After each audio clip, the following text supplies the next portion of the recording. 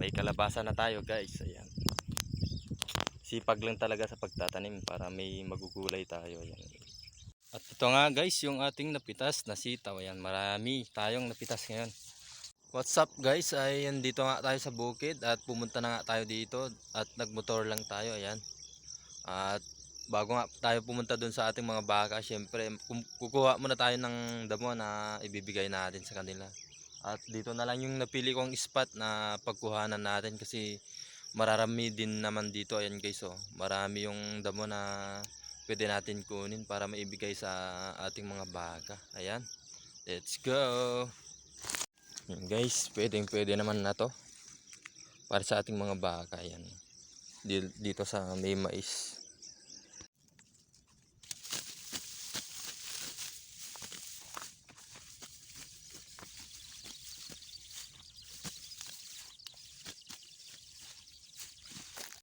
At nung marami na nga yung nakuha natin damo guys, ayan ay inipon ko na. Ayan pa.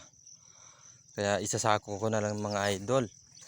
At ito na nga mga lods, ay idadala na natin yung damo sa ating mga baka. Ayan. Sinakay ko sa ating motor. Ayan guys, dito sa harap.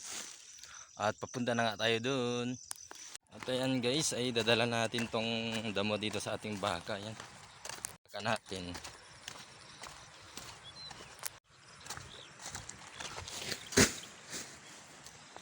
At ayan na nga guys, ay naibigay na natin yung pagkain niya. Ayan. Siguradong busog na naman tong baka natin. At ito naman yung natira at ibibigay naman natin dun sa dalawang baka na nandun. At papunta na nga tayo dun sa ating dalawang baka dahil ibibigay na natin tong damo. At titignan lang natin mamaya yung kanilang tali. Guys, naghihintay yung dalawang baka natin dito. Kasi alam na nila na binibigyan natin sila lagi ng damo. Kaya yan ay hinihintay tayo lagi.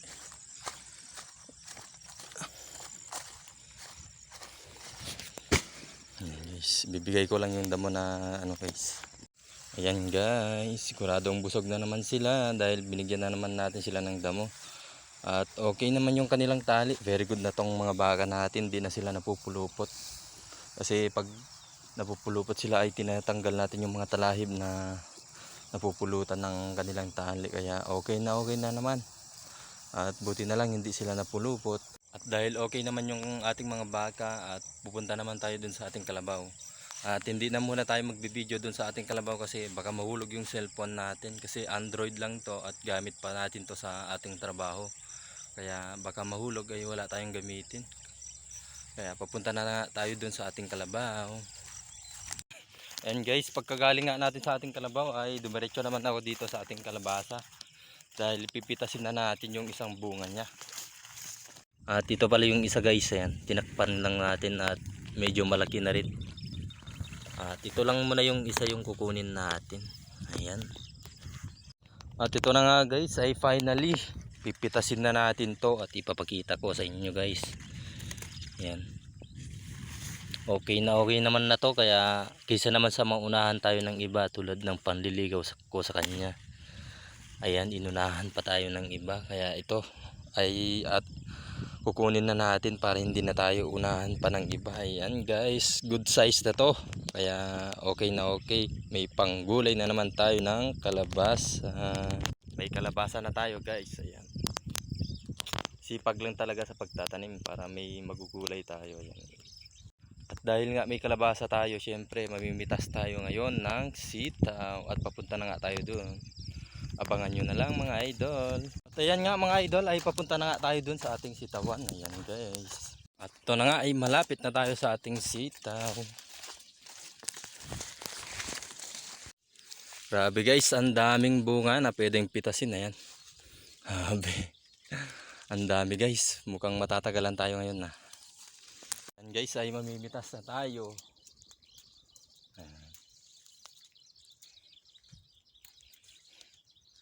At pamimitas lang ako mga idol. Guys, pati hanggang sa baba ay may bunga. Ayan, ito pa. Nasa lupa. Pero okay naman, ayan guys. Ayan pa. Grabe, ang daming bunga guys ngayon. Pwede ata ito pambenta. Ayan, ayun pa yung kinuha natin nandun sa lupa. Pinatong ko lang sa lupa muna. Ayan pa. Guys, dito naman tayo sa kabila. Kabilaan pala yung pagpitas natin kasi marami din dito sa kabila at marami din sa kabila. Ayan. At may naipatong pa tayo dun sa lupa. Ang dami guys, sobra. Bebenta na lang siguro natin to. At ito nga guys, yung ating napitas na sitaw. Ayan, marami tayong napitas ngayon. At ibebenta siguro natin to kasi nagsawa sila sa sitaw sa bahay. At buti na lang ay may kalabasa tayo. Kaya goods na goods. Yun na lang yung muna yung pang-ulam natin.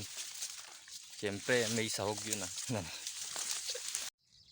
At tapos na nga tayo sa pagpitas at parang marami pa tayong pipitasin bukas kasi hindi pa natin kinuha yung mga medyo payat yung bunga. Pero pwede na bukas yun. At ating kukunin bukas para may panggulay na naman. Ayan, ipangbenta mo na to guys. Kasi marami naman. At paalis na rin tayo dahil papasok pa tayo sa ating trabaho. At ayan guys, ipauwi na tayo. Ito na nga tayo sa motor. Napakalaking tulong talaga ng pagkakaroon natin ng motor dahil mabilis tayong nakakarating dito at mabilis din tayong nakakauwi. Marami pa tayong nagagawa sa bukid dahil nga mabilis lang tayo na nakakapunta dito. At ayan na nga, ay pauwi na tayo. At maraming salamat na naman sa inyong panonood. God bless po sa inyo. Bye bye.